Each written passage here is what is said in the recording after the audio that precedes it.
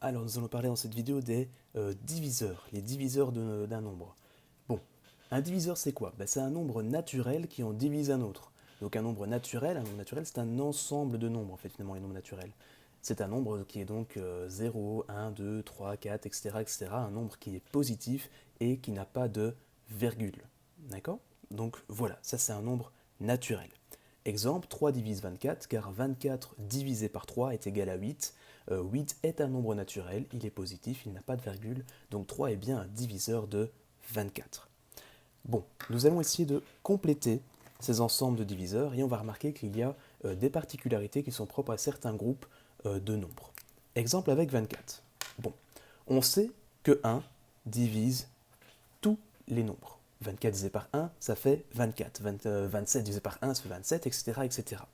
Bon, une fois combien égale 24, c'est 24. Ensuite, on doit se poser les questions, les questions adéquates. On va regarder les nombres qui se trouvent entre 1 et 24 et on va essayer de trouver d'autres diviseurs. On peut le faire dans l'ordre, c'est en général le plus simple. Est-ce que 2 ça fonctionne? 2 fois combien égale 24? Oui, 2 fois 12 égale 24, donc je prends 12 et je prends 12. Je peux continuer comme ça avec 3 et 8 et 4 et 6. Voilà, ça fonctionne à chaque fois. Ce qui est intéressant de remarquer, c'est que ça fonctionne sous forme de petits produits. Regardez, 4 fois 6, ça fait 24. 3 fois 8, ça fait 24. 2 fois 12, ça fait 24. Et 1 fois 24, ça fait 24. Je me retrouve avec ici 8 diviseurs. 8, c'est un nombre pair, donc on va dire que pour 24, il y a un nombre pair de diviseurs.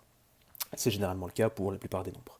Mais pour certains nombres, non. C'est le cas par exemple du nombre 16. Quand on regarde ses diviseurs, on a dit il y avait 1 forcément, 1 et lui-même, puisque 16 divisé par 1, ça fait 16. Par contre au milieu, qu'est-ce qu'il me reste? J'ai 2, 2 fois 16, 2 fois 16, pardon, 2 fois 8, ça fait 16, ça fonctionne très bien. Et entre 2 et 8, il ne me reste plus que 4. Ce qui me fait combien de diviseurs? Ça m'en fait 5. Je peux faire 1 fois 16, ça fait 16. Je peux faire 2 fois 8, ça fait 16 également. Mais je n'ai plus que 4 qui est tout seul. Je le souligne en général 2 fois. Pourquoi? Juste pour ne pas oublier que ce 4-là va devoir se multiplier par lui-même. 4 fois 4 est égal à 16. Sauf que je ne peux l'écrire qu'une seule fois dans mon ensemble de diviseurs. Je me retrouve là du coup avec 5 diviseurs, ce qui fait un nombre impair de diviseurs. La particularité du nombre 16, c'est que 16, il peut s'écrire sous la forme du carré d'un nombre. 16, c'est égal à 4 au carré, ce qui est égal à 4 fois 4. 16 est donc ce qu'on appelle un nombre carré, tout simplement. Exemple aussi avec 36. 36 est un nombre carré puisque c'est 6 au carré, c'est 6 fois 6. Exemple aussi avec 49 qui est 7 fois 7, etc. 64, 8 fois 8, etc. etc.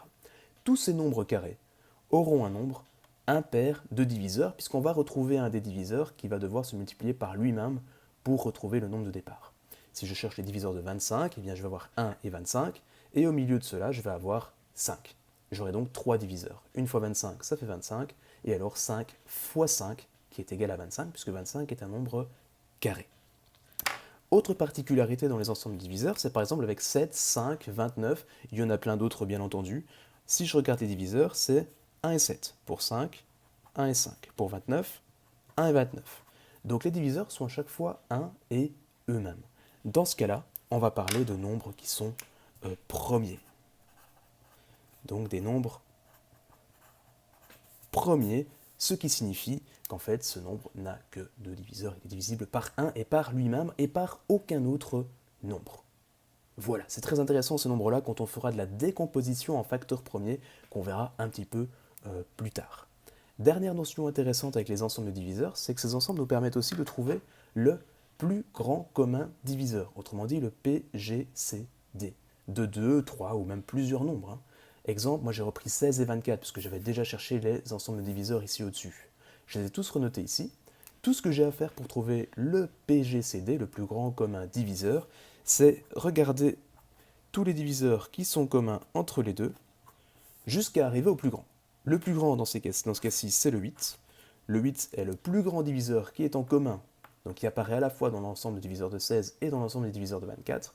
C'est donc le PGCD de ces deux nombres. C'est leur plus grand commun diviseur.